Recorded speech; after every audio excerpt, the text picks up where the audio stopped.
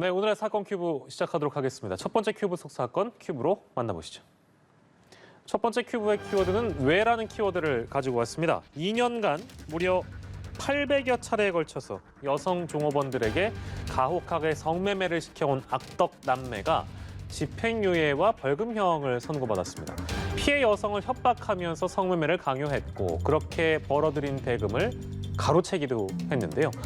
이거 솜방망이 처벌이 아니냐, 이런 비판이 제기되고 있습니다. 오늘 사건 큐브는 두 분과 함께하도록 하겠습니다. 김성수 변호사, 오창석 시사평론가와 함께하겠습니다. 어서 오십시오. 예, 악덕 남매다, 악마 남매다, 이제 이런 표현들이 언론 기사에 수식어로 붙었더군요. 유흥주점을 운영하면서 2년간 무려 800여 차례에 걸쳐서 성매매를 강요했다고요? 네, 일단 사실 이제 방송에서 쓸 수 있는 표현이 악덕, 악마 정도가 이제 최상의 표현이니까 그 이상은 쓰고 싶어도 쓸 수가 없는데 예. 과연 이제 인두법을 쓰고 어떻게 이럴 수가 있나라는 생각이 좀 듭니다. 살펴보면은 2018년 9월부터 2020년 8월까지 약 2년 정도고요. 서귀포시입니다. 이 종업원에게 집 주소, 연락처, 그리고 이 종업원의 가족 인적 사항을 확보해서 일단 협박을 하면서 계속해서 성매매를 강요한 것이죠. 예. 그리고 도망가도 소용이 없다. 그리고 도망간 애들은 다 교도소로 보냈다라고 얘기를 했었고 800여 차례라고 나오는데 이제 어떤 언론에서는 852차례라고 정확하게 또 횟수도 정확하게 나오고 있는데 예. 일단 비아그라 등 발기부전 치료제까지 구비를 해두고 언제든지 여성 종업원이 성매매를 하도록 만들었다라고 하는 것이 이번 사건인 것이고 굉장히 좀 충격적입니다. 어쨌든 A 씨가 징역 1년 6개월에 집행유예 3년, 벌금 3천만 원을 선고받았고 오빠 B 씨는 징역 1년에 집행유예 3년, 벌금 1,500만 원을 선고받고 각각 사회봉사 100시간을 해야 됩니다. 예, 선고 부분에 대해서도 오창석 평론가께서 소개를 해주셨는데요. 이제 이거 자체가 솜방망이 처벌이 아니냐라는 부분은 저희가 잠시 뒤에 또 자세하게 짚어볼 텐데 그 역할 분담이 아주 철저했다고 합니다. 여동생이 성매매를 강요하면 남동생이 운전사 역할을 했다고요? 예, 맞습니다. 지금 이 두 사람이 같이 처벌이 됐지 않습니까? 그렇기 때문에 이 두 사람의 역할이 어떤 것이었느냐 이 부분도 좀 관심을 받았었는데요. 예. 이 여동생 A 씨 같은 경우에는 성매매 알선을 하는 겁니다. 그래서 여종업원과 이제 성매수자를 연결을 해주는 그런 역할을 했었고 예. 이 이제 오빠 B 씨의 경우에는 이 성매매를 하는 여성이 있지 않습니까? 여종업원을 성매수자에게 데려다 줘야 되는데 그때 이제 차량을 운행을 한다든지 예. 뭐 이런 부분들을 조금 했던 것으로 보이고 그리고 한 차례 이제 이 돈 성매매 일부 수익을 자신의 계좌로 빼돌리는 행위도 있었다 이런 이야기도 나오고 있어서 예. 그런 부분들까지도 어느 정도의 관여가 있었던 것이 아니냐 이런 이야기가 나오고 있는 상황입니다. 예, 근데 이 남매가 재판에서는 글쎄요, 우리가 보통 양형, 형량을 줄이려고 했던 목적이었는지 모르겠습니다만 재판에서는 선처를 호소했다고 해서 이제 이런 호소들을 과연 그대로 믿어주는 것이 맞나 이제 이런 생각도 좀 드는데요. 어떻게 보세요? 보통 이제 재판 내리기 전에 뭐 초범이고 반성의 여지가 굉장히 크면 또 반성문도 제출하고 하면은 양형 사유에서 이제 감형 사유가 된다라고 알고 계실 텐데 예, 예.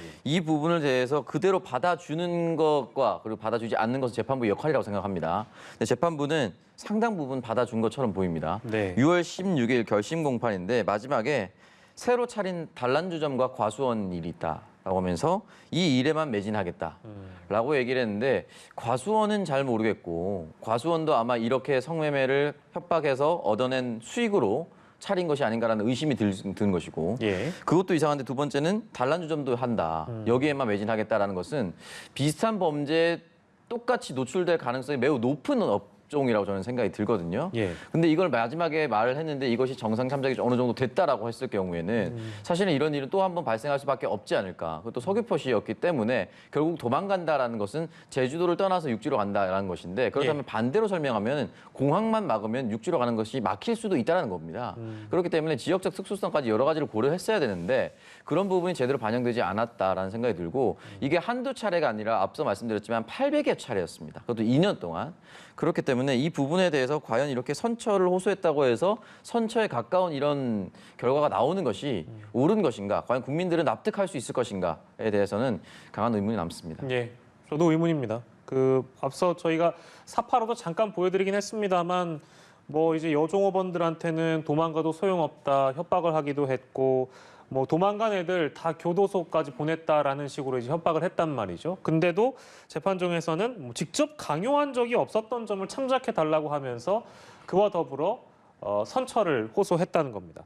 자, 그래서 김성수 변호사님, 선고 배경은 어떤 거였습니까? 어떤 배경이 있었기에 이제 뭐랄까 집행유예나 벌금형 이 정도의 솜방망이 처벌이 내려진 걸까요?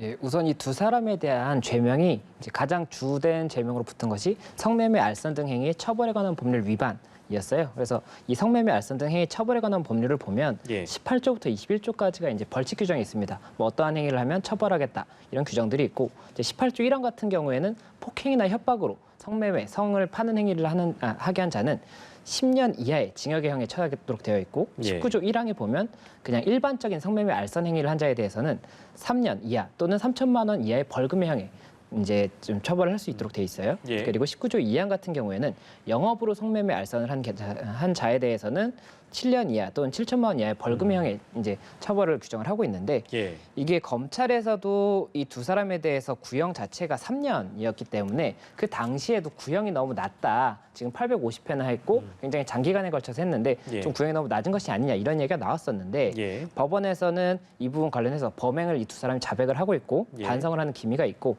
또 이제 동종 범죄 전력이 없다는 거죠. 그러니까 이런 성매매 알선 관련 범죄 전력이 없다. 이런 취지로 이제 조금은 감형 사유로 들었고 예. 다만 이 두 사람이 이 범죄와 관련해서 상당한 이익을 얻었을 것으로 보이기 때문에 이 징역 1년 6개월에 집행유예 3년, 징역 1년에 집행유예 3년을 붙이면서 이제 여동생에 대해서는 벌금 3천만 원, 오빠에 대해서는 벌금 1,500만 원을 같이 병과했다라고 하는 거거든요. 징역형이랑 벌금형을 같이 낼 때는. 예. 그래서 이렇게 병과를 했다는 것인데 이 부분 자체도 이제 아무래도 보통의 사람들의 이런 법 감정에 따라서는 예. 이게 굉장히 조금 약한 것이 아니냐 이렇게 볼 수가 있잖아요. 이 예. 법 규정 자체가 이렇게 조금 더 강하게 처벌할 수 있는 규정도 있는 부분이 있는데 그래서 어떻게 범죄 사실을 받는지 그리고 이 부분이 과연 뭐 반성을 한다든지 이게 동종범죄 전력이 없다고 해서 이렇게 좀 경하게 처벌될 수 있는 것인지 이런 의견들이 많이 나올 수밖에 없는 상황입니다. 그렇습니다. 초범이다, 범행을 자백하면서 반성한다, 선처를 호소하고 있다 등 이런 것들이 과연 지금 우리 국민들의 정서 내지는 법 감정에 맞는 판결인지는 모르겠습니다. 시청자 여러분들께서 같이 판단해 주시면 될 것 같고요. 이 벌금의 경우에는 3천만 원, 1,500만 원인데 이게 고액입니까? 어떻습니까?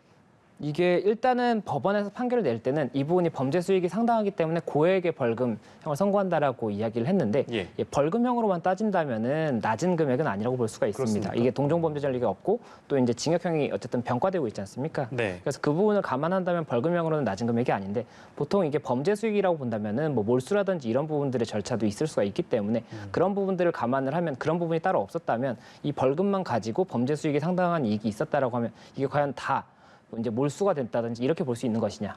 결국에 돈이 남는다면 처벌이 그리고 집행유예밖에 나오지 않는다면 이 사람들이라든지 아니면 뭐 다른 사람들 주변에서도 야, 저 정도 처벌밖에 받지 않는다면 한번 해볼 만하다. 이렇게 생각할 수도 있는 거지 않습니까? 예, 그렇다 보니까는 이게 과연 현실에 맞는 판결이냐 이런 부분에 대해서는 이야기가 나올 수밖에 없겠죠. 예, 이제 선고 이전에 검찰이 이제 구형한 걸 보면 징역 3년을 구형했었는데 이 징역 3년도 적다라는 것이 누리꾼들의 비판이었고요. 뭐 그 비판의 내용들은 굉장히 다양합니다. 이제 다른 범죄와 비교했을 때 아니 저 범죄는 뭐 징역 2년인데 징역 4년인데 이게 어떻게 징역 3년이라 등등 여러 가지 이제 비교들이 가능했었던 시기였는데요. 역시 뭐 솜방망이 처벌이라는 비판들이 많이 나오고 있어서 오창석 평론가께서 어떤 말씀 주시겠어요? 그래서 저도 사실 들어오기 전에 징역 3년 최근에 구형된 것이 무엇이 있는지 좀 찾아봤습니다. 예. 그러니까 대전 시티즌의 축구 선수 선발 과정에서 개입해서 선발 과정에 개입했다는 이유로 대전의 모 시의원이 징역 3년 구형을 예. 받았고요. 옛 연인에게 나체 사진으로 협박을 했었던 승마 선수에게 징역 3년이 구형이 됐습니다. 예, 예. 그러니까 성관계가 아닌 사진을 가지고 협박을 했었던 것도 징역 3년인데 성매매를 시켰고 그게 2년 동안 800여 차례였는데 비슷하게 구형이 됐다라는 것 자체가 사실은 납득하기가 굉장히 어렵습니다. 예. 그러니까 이런 부분에 있어서 그리고 이 남매 같은 경우는 오빠 B 씨 같은 경우는 중간에 이 범죄 수익금을 도중에 가로채기도 네. 했었고 그런 부분이 여러 가지가 있는데도 불구하고 다른 최근에 나왔었던 징역 3년 그러니까 이게 모두 올해 나왔던 제가 막 읊어드렸던 게 다 올해거든요. 예. 그러니까 몇 년 전과 비교하는 것도 아니고 당장 올해 나왔었던 똑같이 검찰이 구형했었던 것과 비교했을 때는 너무나도 낮다라고 생각할 수밖에 없습니다. 이 정도 가지고 어떻게 이 사람들에게 처벌을 할 수가 있을까? 사실은 이제 처벌을 내렸을 때 그 사람에게 다시 하지 말라는 뭐 교정의 의미도 있겠지만 응징의 의미도 있는 거거든요. 예. 그렇다면 이 부분에 대해서 과연 징역 3년 그리고 지금 집행유예로 풀려나는 상황인데 이것으로 과연 이제 이 범죄가 풀어질 수가 있는 것인가? 국민들이 아마 납득하기 굉장히 어렵지 않을까라는 생각이 들고 며칠 전에 정치권에 있었던 내용이긴 하지만 정경심 교수가 어쨌든 이제 표창장 위조라든지 예. 입시 과정에 한 자녀, 자신의 한 자녀에 해당하는 범죄도 징역 4년이 나왔거든요. 근데 거기에 비해서 여기 징역 3년을 구형했다. 그리고 더 낮아졌다 결과가 최종심이. 이런 것 자체는 사실 형평성을 따져보더라도 그 어떤 사람도 좀 납득하기 어려운 정말 낮은 구형이 아니었나라는 생각이 듭니다. 예, 알겠습니다. 자, 그리고 마지막으로요. 여종업원들이 이제 별도로 법적 조치를 만약에 하게 되면 이 악마 남매, 악덕 남매들에게 더 강력한 처벌이 내려질 가능성도 내다볼 수 있을까요? 어떻게 전망하십니까? 우선은 처벌이라고 한다는 건 형사 고소와 이제 관계가 있다고 볼 수가 있는데 예. 형사 고소라든지 고발을 하려면 이제 현재 처벌받은 죄에 대해서는 추가로 형사 고소나 고발을 한다고 하더라도 가중해서 처벌할 수는 없습니다. 그래서 그 부분 관련해서 만약 이제 이게 확정이 된다면요, 만약 항소를 간다고 하면 탄원을 해서 좀 더 엄벌에 처해달라고 이렇게 탄원서를 낼 수는 있겠죠. 예. 근데 그게 아니라고 한다면 이 사건과 관련 없이 추가로 고소나 고발을 하려고 한다면 현재 지금 범죄 행위가 이제 852회라고 지금 명시가 되어 있는데 네. 이 852회 외에도 범죄 행위가 있었다. 뭐 성매매 알선이라든지 아니면 뭐 다른 범죄가 있을 수도 있지 않습니까? 보통 이런 성매매 업종에서는 뭐 탈세가 있다든지 이런 부분들이 있기 때문에 그래서 그런 부분들을 알고 있다라고 한다면 이 부분 고소나 고발을 해서 추가적인 형사처벌을 받을 수 있도록 하는 그런 방법이 있을 수가 있고 그리고 이제 이런 성매매 알선으로 인해서 피해를 입었다고 한다면 뭐 위자료라든지 여러 가지 이제 손해배상을 청구할 수가 있습니다. 그래서 그런 부분을 민사소송을 제기를 해서 손해배상을 받는 방법이 있을 수는 있을 것 같습니다. 예, 알겠습니다. 여기까지만 첫 번째 큐브 사건 다루도록 하겠습니다.